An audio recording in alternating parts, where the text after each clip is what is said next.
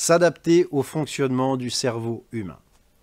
Mais avant de commencer, ne commettez surtout pas les deux premières erreurs. C'est-à-dire, n'apprenez pas votre texte par cœur, s'il vous plaît. Pour apprendre un texte par cœur et le dire de manière naturelle, c'est un métier, c'est très difficile, ça s'appelle comédien. Et tout le monde n'est pas comédien. Souvenez-vous plutôt du module numéro 2 où on vous a conseillé de faire une checklist qui va vous guider tout au long de votre présentation. Deuxième chose, ne surchargez surtout pas vos slides, et encore moins avec du texte. N'oubliez pas que vos slides viennent appuyer l'oralité et non pas l'inverse. On va plutôt vous conseiller sur vos slides de mettre des images ou des mots-clés, mais des choses très très simples, pour que votre auditoire puisse regarder l'information qu'il y a sur le slide et revenir très très vite sur vous, qui êtes le personnage principal et l'orateur. Alors, intéressons-nous à ce qui se passe dans notre cerveau, pour voir si ça peut influencer comment on va structurer notre discours pour prendre la parole en public. Alors, le cerveau est éminemment plus complexe que ce qu'on va voir maintenant tout de suite.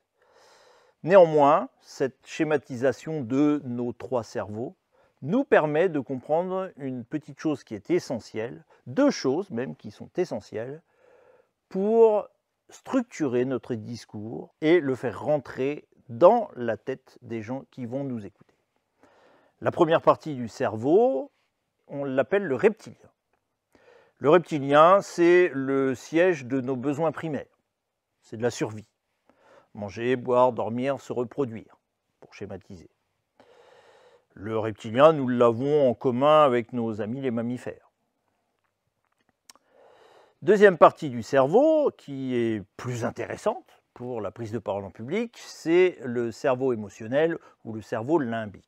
On dit que c'est le cerveau émotionnel, tout simplement parce que c'est le siège de nos émotions. C'est là qu'elles sont stockées. Et également, point important, dans le limbique, nous avons les souvenirs. Donc, qu'est-ce que cela implique? Que émotions et souvenirs soient situés dans cette même zone, dans le limbique.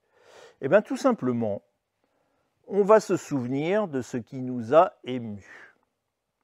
Si vous faites appel à un de vos souvenirs, comme ça, spontanément, vous verrez que c'est une émotion qui va arriver. C'était beau, c'était triste, c'était choquant, c'était joyeux, on a eu du plaisir, j'étais étonné, voilà. Tous les souvenirs que vous avez sont intimement liés à une émotion. Qu'est-ce qu'il faut en retenir? C'est que si vous voulez passer inaperçu, surtout ne mettez aucune émotion. Si vous voulez en revanche qu'on se souvienne de votre passage et de votre discours, mettez des émotions. Alors, on n'a pas besoin de mettre des émotions grandiloquentes, mais aller sur le registre émotionnel permet aux gens qui vous écoutent d'inscrire des souvenirs et de se souvenir de votre passage.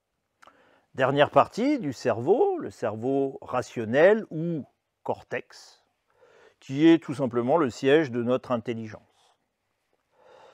Alors, le cortex a une particularité, il retient beaucoup plus les images qu'une quantité de texte écrite ou dite à l'oral. Donc, si vous voulez rentrer dans les cortex des gens qui vous écoutent, eh bien tout simplement illustrez vos propos.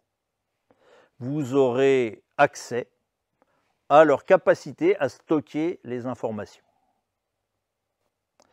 Trop souvent, on a des pavés de texte immangeables. On a beaucoup de choses qui sont dites. Les gens ne les retiennent pas. Les gens retiennent les images. D'accord?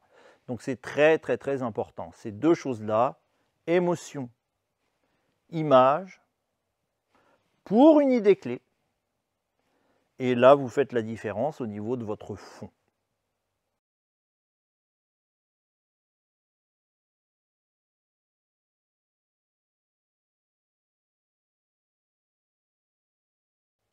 Comme exercice pour ce module, on va vous proposer de préparer une présentation personnelle de 3 minutes environ. Pour cette présentation, vous allez devoir choisir 3 idées clés à faire passer à votre auditoire. Et pour chaque idée clé, l'illustrer avec une émotion et une image.